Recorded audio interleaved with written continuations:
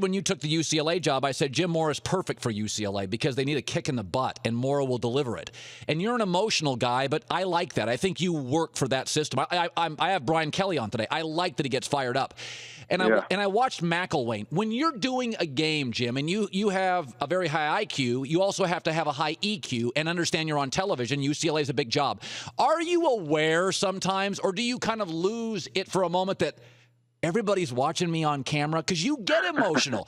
Take me to that time in games where you are fired up. What's going through your mind? Well, I saw the incident you're talking about, and I can certainly sympathize with everybody involved, the player, the coach.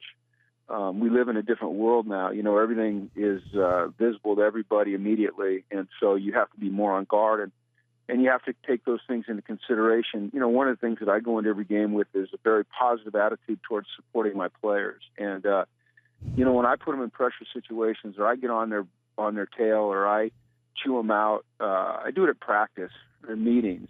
On game day, I'm there for one reason only, and that's to help them play the best they can play and support them, and understand that there's going to be some failures. And I try not to get after them too much. I try to, be a support system. But it's hard for people that haven't stood on the sideline or walked between the lines and played to understand just how emotional it is on a Saturday or a Sunday afternoon in that environment. And at times we do things that we're not proud of, but it always comes from a good place. And Jim better than I do, for sure.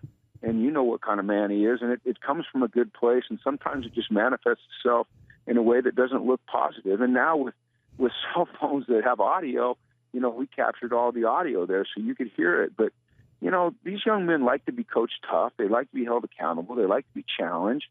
They understand it's an extreme environment. And I think at times we all, as a society, maybe just need to take a breath and say, it's okay to get angry every once in a while. Nobody's perfect, and as long as we get it figured out and we make amends with that person, everything will be all right.